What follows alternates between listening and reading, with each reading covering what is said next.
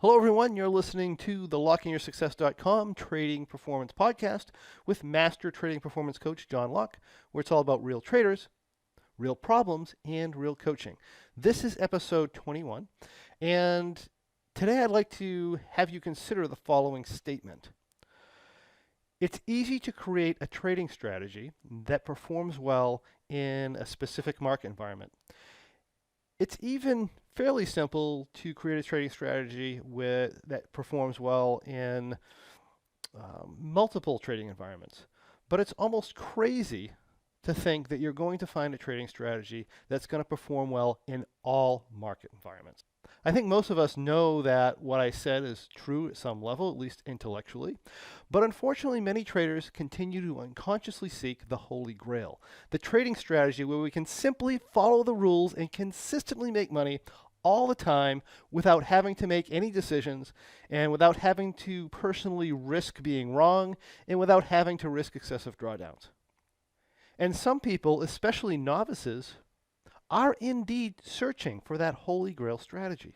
They'll say things like, I'm looking for a trading strategy that's going to provide me with 5% per month or $5,000 a month or whatever. And I expect it to do that consistently regardless of what's going on in the markets, regardless of what's going on in the news. Or to put it differently, I'm searching for the magical rainbow-colored unicorn that shits ice cream. But most of us, after we've been trading for a while, look at things a little more logically. We understand at some point that we're going to have losing trades. And sometimes we're even going to have more extensive losing periods of time. So we go to the next level, which is to say something like, well, I know that no strategy is capable of winning all the time. I just want to make money consistently, which is an oxymoron, right? Because the word consistently literally means in every case or on every occasion. This implies that what the trader is really saying is, I know that no strategy is capable of winning all the time. I just want it to make money in every case or on every occasion, which doesn't make logical sense. Therefore, if someone points out what we're really saying, we try to change the meaning of the word consistently so that we can rationalize what we said, but realize we actually did say what we meant. Because here's the deal. A human being's first instinctual response to a question is literally what they mean. Now, if what we mean doesn't make sense intellectually, and if our intellectual filter realizes that, then what happens is the intellectual mind will rationalize the response in a way where it does make logical sense so that the person can feel good about what they're doing. But unfortunately, that itself doesn't change the fact that we're thinking something that doesn't make any sense. And if we want proof of this, all we need to do is examine the actions we're taking. Because regardless of what a person says, whether it be to themselves or others, we can always tell what they truly believe through their actions. For example, we may say we want to lose weight, but our actions might be to spend time sitting on the couch and eating popcorn while watching Netflix. If that's the case, we don't really want to lose weight. Sure, we love the idea of losing weight, and we'd probably gladly accept losing weight if it just happened. But when it comes right down to it, we simply prefer sitting down with popcorn and Netflix than we do to lose weight. I know this because that's what happened. So this being the case, when we state something like, I know that no strategy is capable of winning all the time, I just want to make money consistently. And then with our actions, we proceed to strategy hop or continually chase the Holy Grail trade. When that happens, what we really mean is at an intellectual level, I know that no trading strategy is capable of winning consistently or all the time. However, at an unconscious level, I expect to produce money in every occasion or nearly every occasion. And when this is the case, we're dealing with two conflicting parts. We have part one that understands that if we consistently keep odds in our favor and trade with strategies that have high probabilities of winning and good risk-reward ratios, that we will become extremely wealthy over time.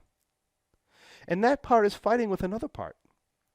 We'll call it part two, that is fearful and insecure and sees any loss as evidence that the strategy's no good. As a result, part two is desperately seeking certainty, desperately seeking a strategy where we can simply follow the rules and make money all the time. So what do? What we do is Tons of research. We look for trades, indicators, or strategies that have done well recently. We form-fit rules through backtesting. We delete, distort, and generalize information to create the perfect strategy, to create certainty. We desperately seek the Holy Grail, which we intellectually know does not exist, yet we must have it because that's what part 2 needs. As a result, we find or create that strategy or indicator that looks perfect because we systematically manipulated information to prove that it was in fact perfect. Now, of course, logically we can't expect it to be perfect, even though we do actually expect it to be perfect. So we go in with the understanding that we will experience tough times.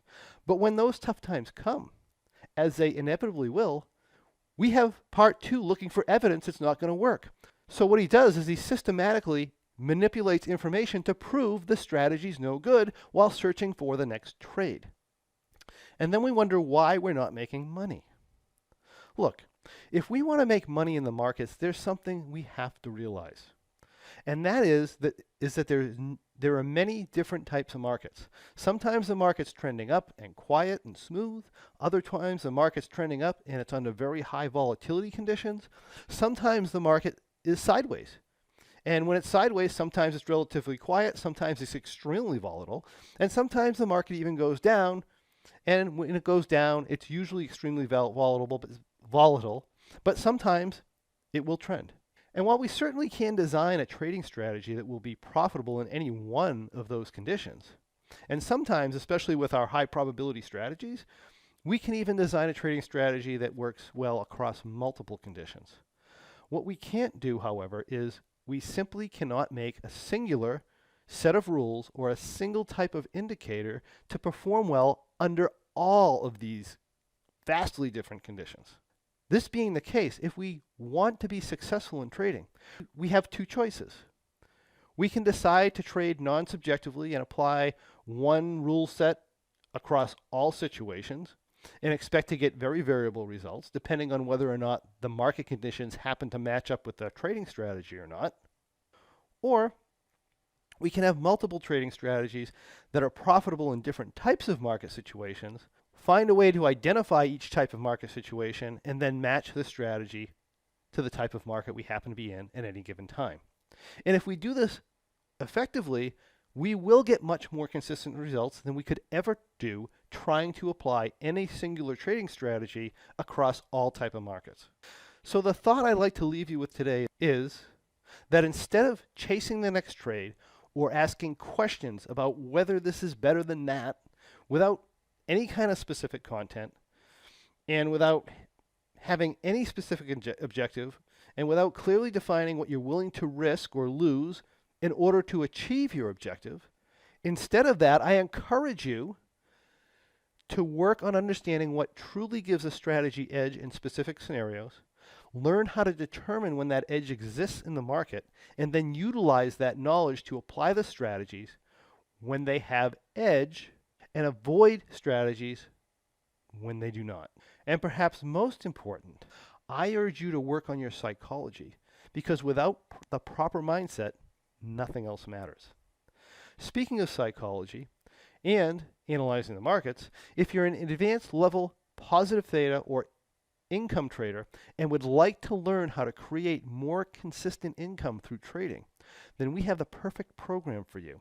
It's called the Ultimate Income Trader.